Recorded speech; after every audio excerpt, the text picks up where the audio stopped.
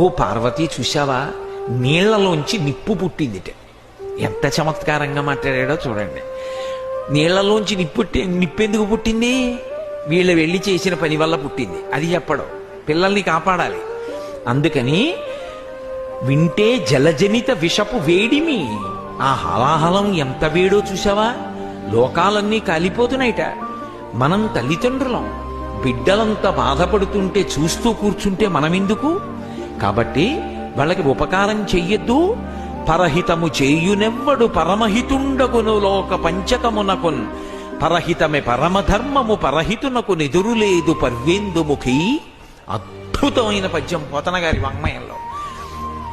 పరహితము చేయునెవ్వడు పరమహితుండగును భూత పంచకమునకున్. ఎప్పుడూ పరులకు ఉపకారం చేసే లక్షణమున్నవాడు ఎవరుంటాడో వాడు పంచభూతములకు హితుడు.